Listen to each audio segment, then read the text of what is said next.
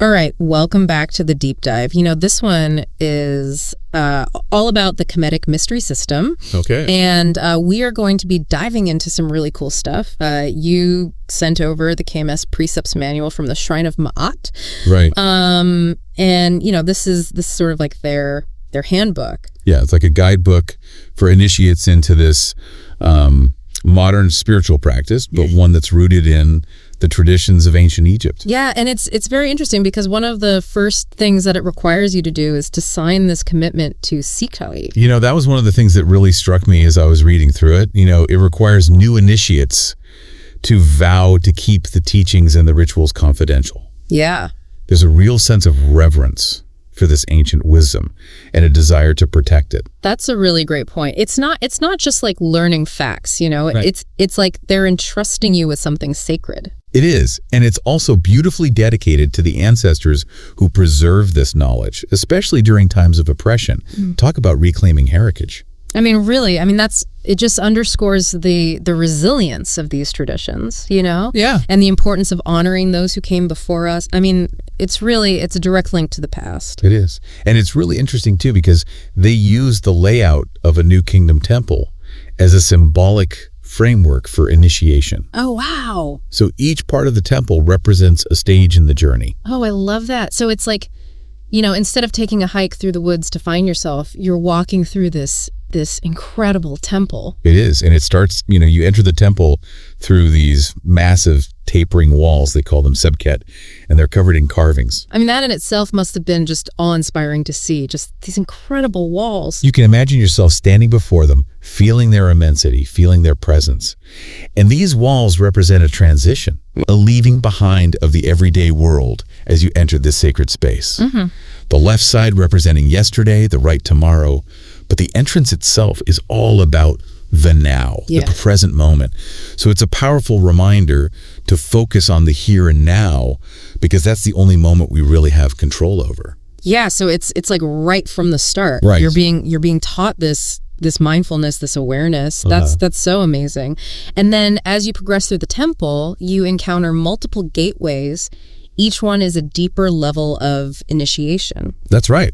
Okay, so before we go any further, I think we need to talk a little bit about King Narmer, because he's the one who is believed to have unified Upper and Lower Egypt, thereby creating, you know, what we call Kemet, which is Egypt. Yeah, he's not as famous as some of the other pharaohs. Right. Perhaps because there are so few images of him, but he's the key. He's the one who brings it all together. And we have this incredible artifact that's called the Palette of Narmer, which is essentially a carved stone tablet. And it's considered the world's first historical document. Wow. And on one side, you see him wearing the white crown of Upper Egypt, conquering the south. Yeah. And on the other side, he's wearing the red crown of Lower Egypt. Right. And so this signifies his unification of these two lands. It's amazing that they were able to capture that, like this one object. It is. Captures the bringing together Absolutely. of two different things to make something even greater. That's a beautiful way of putting it. You know, I have to ask, why do you think there are so few images of him? That's a great question. There is a sculpted head, but it's rarely shown. Huh. And Narmer's features are distinctly African. Oh. It makes you wonder about how history is presented and whose stories get told, doesn't it? Yeah, that's a good point. Now, the thing about this unification of Upper and Lower Egypt, it's not just about geography. Right. This is a concept called Smaitawi. Right, so Smaitawi means unification of the two lands. Yeah, and it represents this deeper, more personal kind of unity as well. Well, what does that mean? What does that mean for you, the listener? You know, how can we apply this ancient wisdom to our lives today? Think about it this way. We all has different aspects to ourselves. You know, we have the part of us that wants to work hard, achieve our goals. Right. And then we have the part that just wants to relax and have fun. Right. Smaitawi is about recognizing and integrating all these different parts, finding the balance between them. So instead of seeing them as in conflict, right, we're seeing them as complementary forces. Exactly. It's like King Narmer bringing together those two lands to create a more powerful kingdom, a more balanced whole. And to illustrate this idea even further, they introduced two gods, Heru and Sutek. and you often see images of them tying the knot of Smaitawi. Now, unlike some Western traditions, these two aren't good versus evil. Heru represents overcoming challenges. Okay. And achieving your full potential. You know, like that scene in Black Panther when they say to T'Challa, stand up, you are a king? Right. That's pure Heru energy. I love that you brought in that pop culture reference. Yeah. That's great.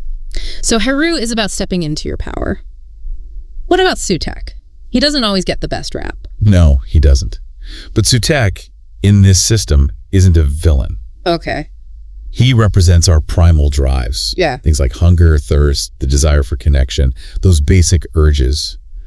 And they can be destructive if they're totally in control, but they're also essential to life. Yeah. We need those drives to motivate us, to keep us going. We need Sutek. So it's about finding that balance between those two. That's Smaitawi. Right.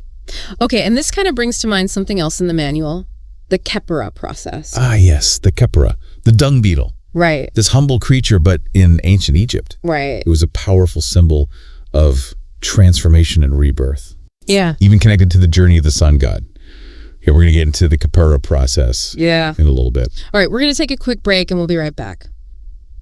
So we've kind of just scratched the surface here. We have. There's so much more to uncover. There is. Where are we now if we're using the layout of the temple as our roadmap? Well, after passing through that first sebkit, that massive entranceway, we find ourselves in this open courtyard. You know, imagine a space with columns, maybe a pool of water reflecting the sky. It's a place to pause, reflect on what you've experienced, and prepare for the next stage of the journey. Okay, so like any good adventure, you need a moment to catch your breath. Exactly. Okay, so now the manual mentions this 14-day fast as part of the initiation process.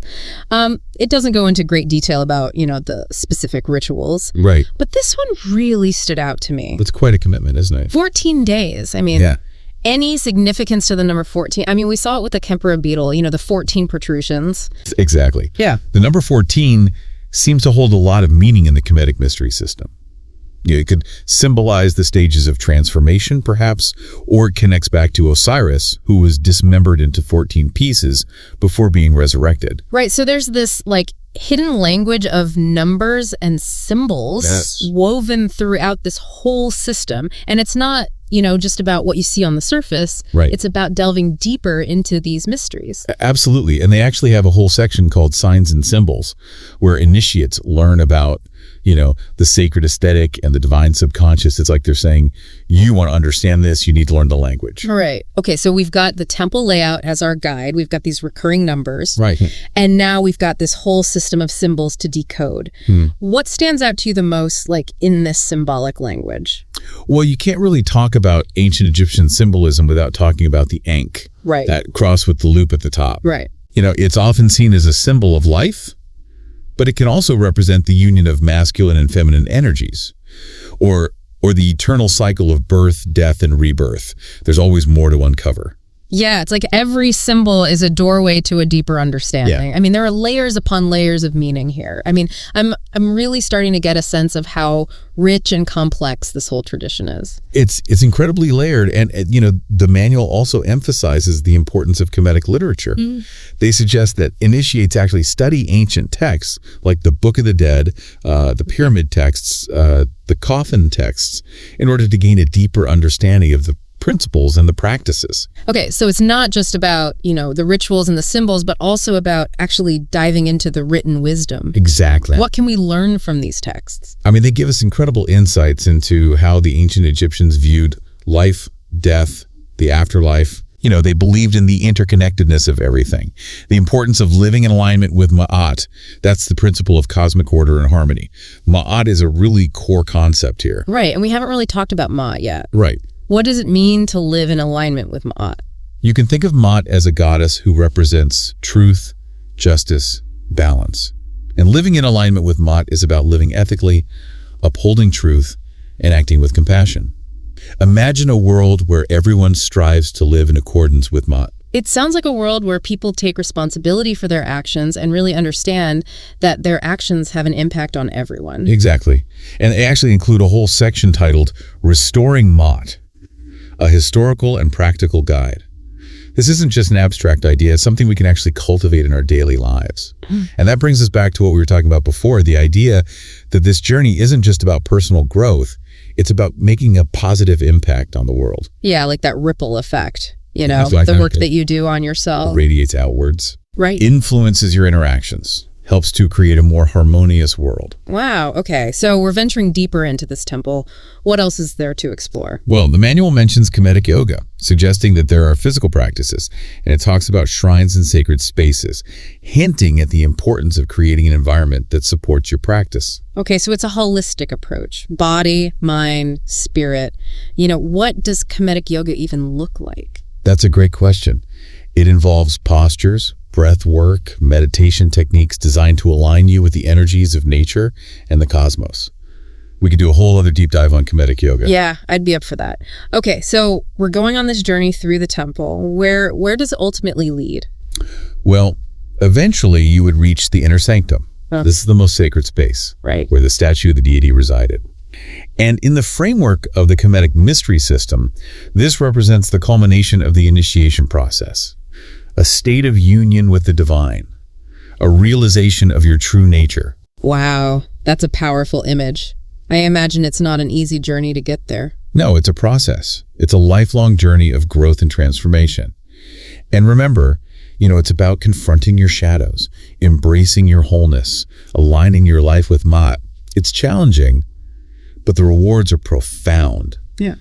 A deeper understanding of yourself, inner peace, and the ability to truly manifest your potential. Yeah, so it sounds like you're not just learning about these teachings, you're actually embodying them, you're living them. You're exactly right. And remember, this deep dive is tailored specifically for you. So the insights that you're gaining are unique to your own journey. What's resonating with you the most as we explore this system together? Honestly, there's just so much here, I love the idea that the layout of a temple can be like a guide. It's pretty amazing. Yeah, for self-discovery. And King Narmer unifying Egypt and what that symbolizes about bringing different parts of ourselves together. But I think what's really grabbing me is this Khepera beetle. Yep. And this idea that, transformation can come from confronting, like those things that we might consider, I don't know, negative or even just, unpleasant. Yeah, unpleasant. It really challenges the way we normally think about personal growth. It does. Doesn't it? The Khepera reminds us that even in what we perceive as, dirt or waste, there's this potential for incredible transformation, for new life to emerge. It's not about ignoring those less than perfect parts of ourselves. It's about using them as fuel. Yeah, it's like instead of running from our shadows, right? We learn to embrace them. We integrate them into our whole selves. That's where the real work begins. Looking inward, identifying those patterns, those beliefs that might be holding us back, and then consciously choosing to shift them. That sounds like a journey that takes a lot of honesty. It does. And courage. But ultimately leads to greater freedom. It really is about taking ownership of your own evolution, becoming the architect of your destiny. Yeah. And remember, this journey of self-transformation, it's not just about you as an individual. As you heal and grow, you have this ripple effect on the world around you. Yeah. You contribute to a more just, harmonious society. Man, this deep dive has been amazing. I feel like I have this whole new framework for understanding my own, spiritual journey. Yeah. And how this ancient wisdom can be applied today in our modern lives. What would you say is like the most important thing for someone to keep in mind? That's a great question. I think the most important thing is to just approach this with an open mind. Yeah. And a willingness to learn and grow. Remember, this is a lifelong process. It's not about achieving some end goal. It's about continually striving. Yeah. To live in alignment with Mat, with truth, with justice, with balance. And remember, this is your unique journey. Right, what resonates with me. Exactly. It might be totally different from what resonates with you, and that's okay. There's no one right way to approach this. And don't be afraid to experiment, explore different practices, different teachings. Find what works best for you. Well, any final thoughts, any insights you'd like to share before we wrap up? Remember that dung beetle. Even in the midst of what might seem unpleasant, undesirable, there's this potential for amazing transformation. So as you continue on your journey, ask yourself, What dung might I need to roll up and transform in order to move toward greater balance and wholeness? That is such a great question. Thank you for being such an amazing guide on this deep dive into the Kemetic mystery system. The pleasure was all mine. I feel like I've learned so much. I'm excited to keep exploring. And to our listeners, keep diving deep. Yeah, keep diving deep. Keep exploring.